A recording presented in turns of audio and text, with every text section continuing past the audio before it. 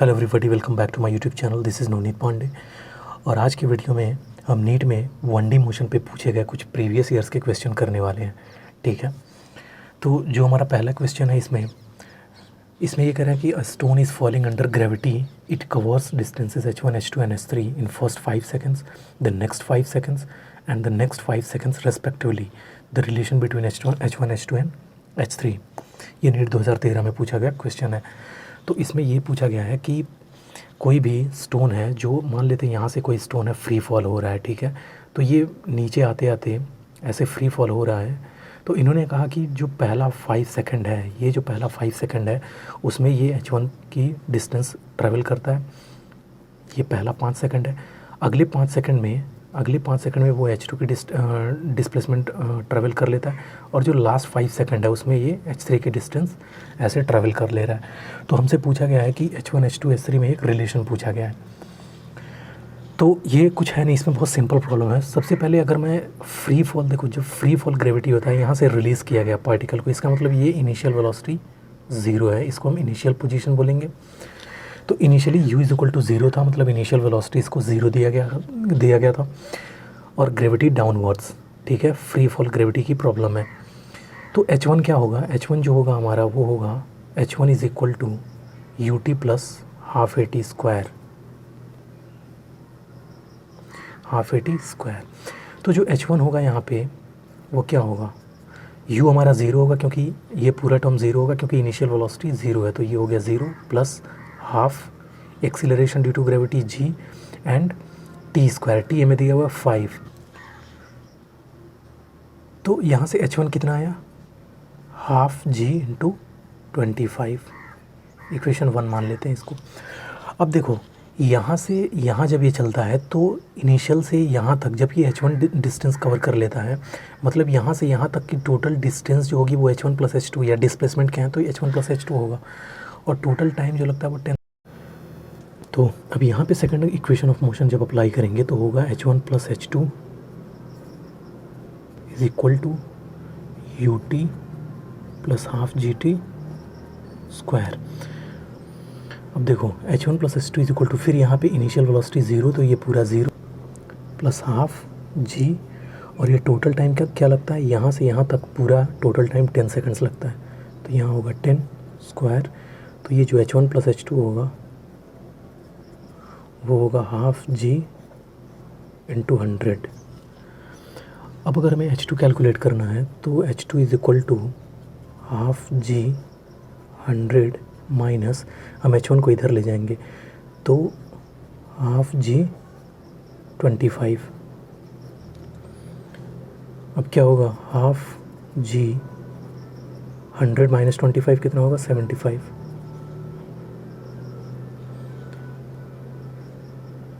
तो यहाँ से जो h2 की जो वैल्यू आएगी वो आएगी हाफ g 75। सिमिलरली हम क्या करेंगे, अब यहाँ से यहाँ टोटल डिस्प्लेसमेंट होगा 5 प्लस 5 प्लस 5 15, और टोटल टाइम कितना होगा 15 सेकेंड्स, और जो टोटल डिस्प्लेसमेंट होगा h1 plus h2 plus h3, और यहाँ पे भी इनिशियल वेलोसिटी हम 0 लेंगे। तो अब इस मोशन को कंसिडर करेंगे तो होगा h1 plus h2 plus h3 is equal to u तो 0 होगा, तो half g total time 15 whole square. यहाँ से होगा हाफ g 2 to 5। और देखो हमें h3 कैलकुलेट करना है तो हम h1 प्लस h2 को इधर भेजेंगे तो ये होगा h1 plus h2।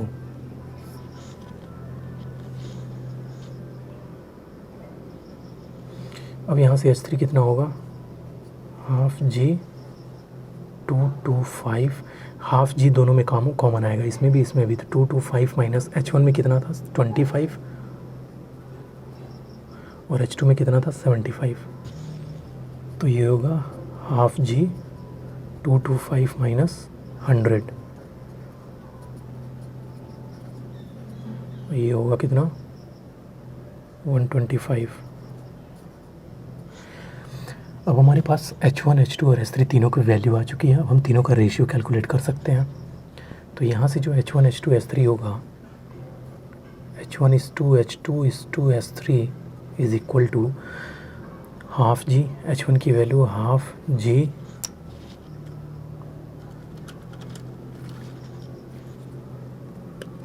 25 is to half g, h2 is 75 and h3 half 3 125.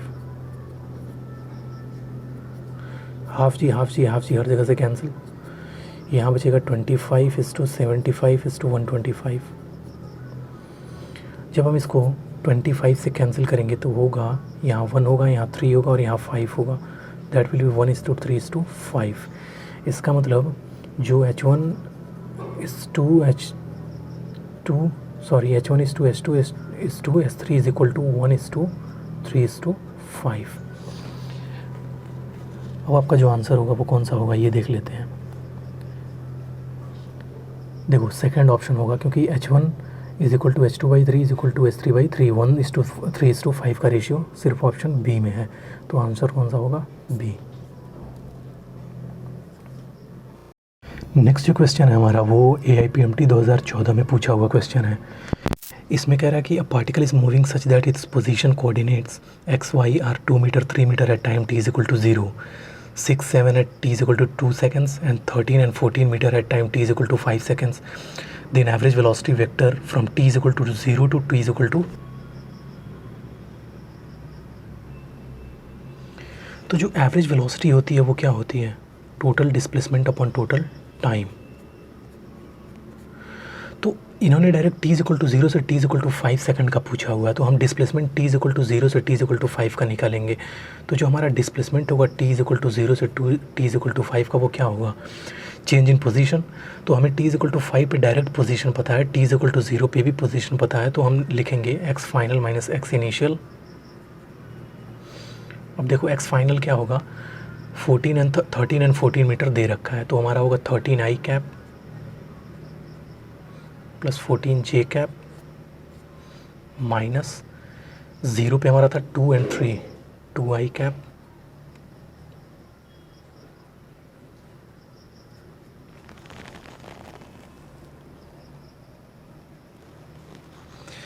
अब देखो ये होगा 13 minus 2 is equal to 11 i cap, 14 minus 3 is equal to 11 j cap. So the displacement is i cap plus 11 j cap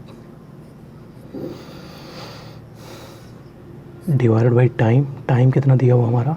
5 second. तो यहाँ से 11/5 common होगा, i plus j cap.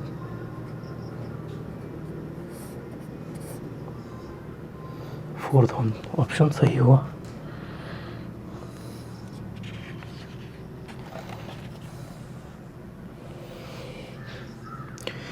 Next, a particle of unit mass undergoes one directional motion such that its velocity varies according to Vx is equal to beta x to the power minus 2n, where beta and r constants and x is position of the particle.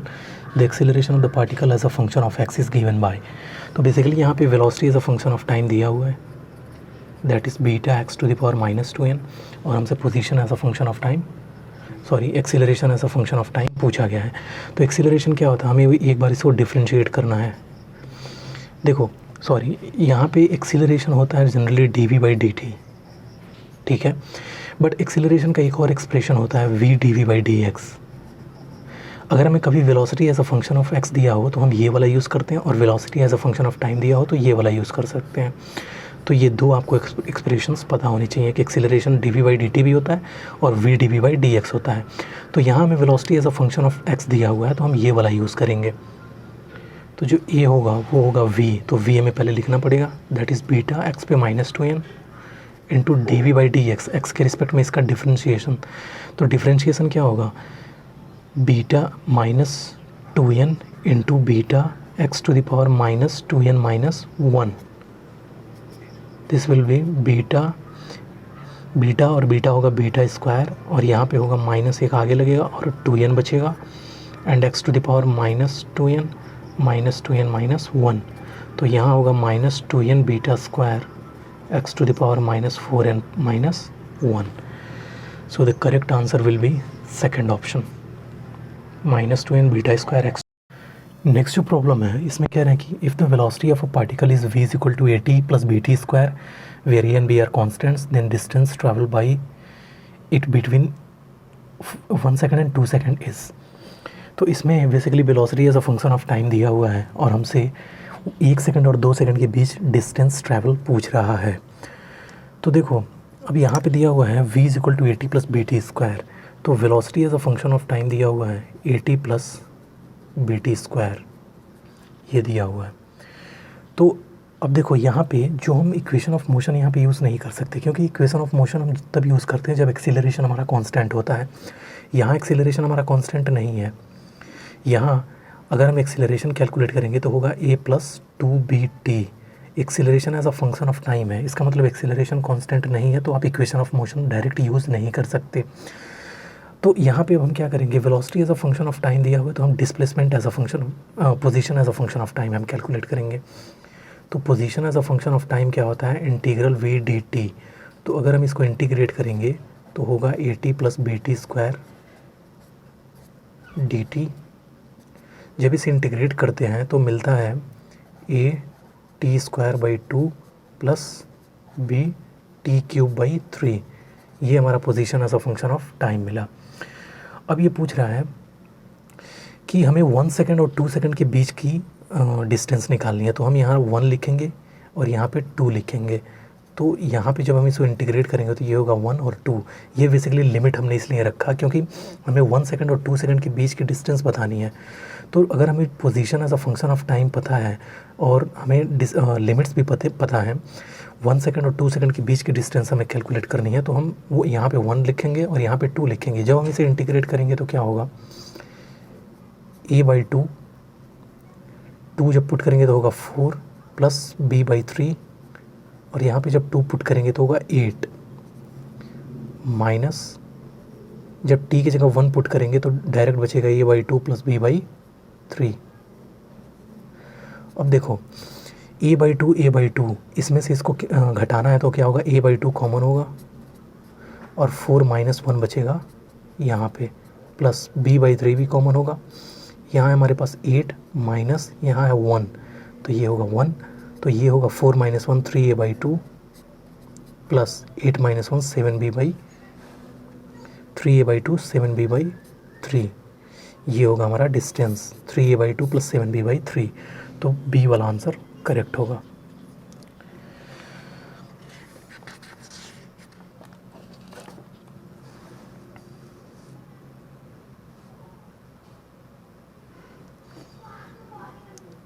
Next जो question है हमारा, इसमें कह रहे हैं 2 cars P and Q start from a point at same time in a straight line and their positions are respectively this and this, at what time do cars have the same velocity. तो ये भी बहुत simple question है। हमें क्या दिया हुआ है कि 2 पार्टिकल्स हैं, 2 कार्स हैं एक्चुअली P और Q, और वो एक ही सेम टाइम पे दोनों शुरू करते हैं। उनके velocity displacement as a position as a function of time दिया हुआ है। तो हमसे पूछ रहा है कि वो कौन सा टाइम होगा जब दोनों की वेलोसिटी सेम हो जाएगी। तो दोनों को अलग अलग हम डील करें तो x p as a function of time given है 80 प्लस बी टी स्क्वायर। तो अगर हमें वेलोसिटी ऑफ पी चाहिए as a function of time तो यहाँ से होगा डिफ्रेंशिएट करना पड़ेगा, तो होगा ए प्लस ये बी टी स्क्वायर था 2bt, ठीक है। सिमिलरली हमें x q as a function of time दिया हुआ था f t minus t square. तो जो velocity of Q as a function of time होगा वो इसका डिफरेंशिएशन होगा एफ माइनस 2t। अब ये कह रहा है कि वो टाइम बताओ जब वी पी और वी क्यू इक्वल हो जाए, तो हम दोनों को इक्वेट करेंगे। V P as a function of time is equal to V Q as a function of time. V P as a function of time क्या है, A plus 2bt is equal to V Q as a function of time F minus 2t। अब यहाँ से हमें time को eliminate करके calculate करना है। तो अगर मैं f को इधर भेजूँ तो ये होगा f minus A is equal to minus 2t minus इसको इधर भेजेंगे तो 2bt, तो होगा A minus F is equal to minus common ले लेते हैं तो 2 माइनस 2t कॉमन होगा एक्चुअली, ठीक है। माइनस कॉमन लेंगे तो 2t प्लस 2bt होगा, ठीक है। अब ये होगा, अब यहाँ से 2t कॉमन होगा तो यहाँ बचेगा 2t और यहाँ बचेगा 1 प्लस b और a माइनस एफ। इस माइनस को अगर माइनस से मल्टीप्लाई कर दें तो होगा f minus A is equal to 2t 1 plus b।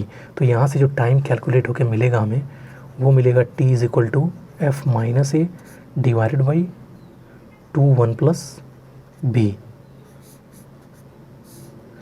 तो ये हमें टाइम का एक्सप्रेशन मिलेगा f minus a divide by 2 1 plus B.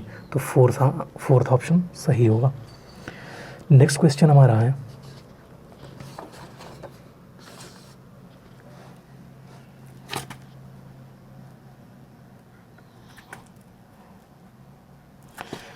अभी कह रहे हैं a person travelling in a straight line moves with a constant velocity v1 for a certain distance x and with a constant velocity v2 for a next equal distance.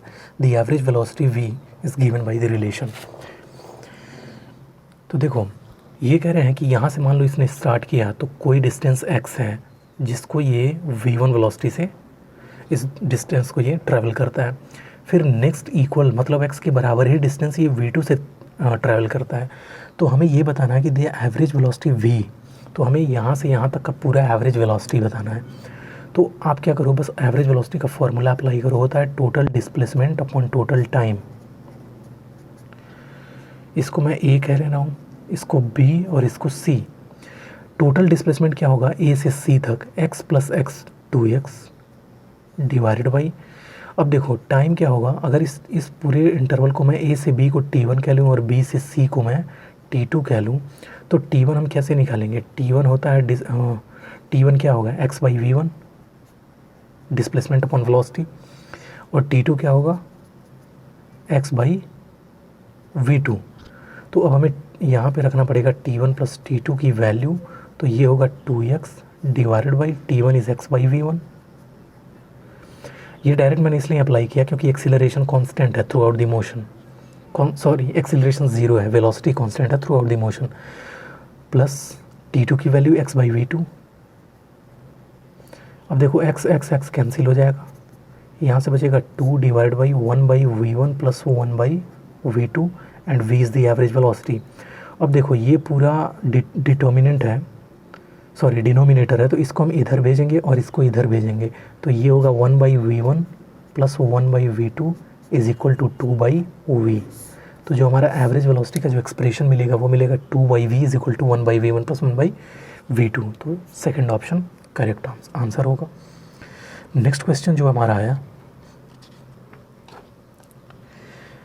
A ball is thrown vertically downwards with a velocity 20 metre per second from the top of a tower. It hits the ground after some time with a velocity of 80 meter per second. The height of the tower is, again simple problem, ये कोई tower है, यहाँ से हमने इस particle को vertically downwards 20 metre पर second velocity से डाउनवर्ड्स प्रोजेक्ट किया गया है। अब ये कह रहा है ग्राउंड को हिट करता है, जब ये ग्राउंड को हिट करता है तो इसकी वेलोसिटी दी गई है हमें, फाइनल वेलोसिटी 80 मीटर पर सेकेंड और ग्रेविटी डाउनवर्ड्स।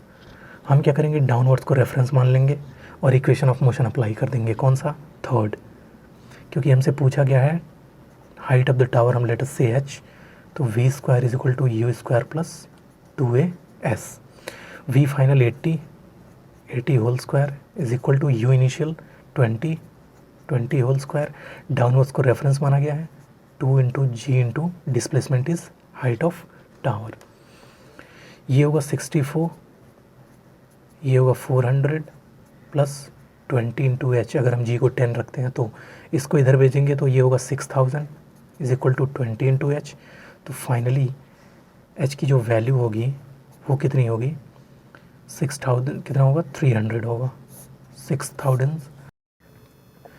आई होप कि ये वीडियो आपको एक्सप्लेनेशन सारे सॉल्यूशन समझ में आए होंगे। अगर वीडियो पसंद आया तो वीडियो को लाइक करो, शेयर करो और सब्सक्राइब करो। Thank you.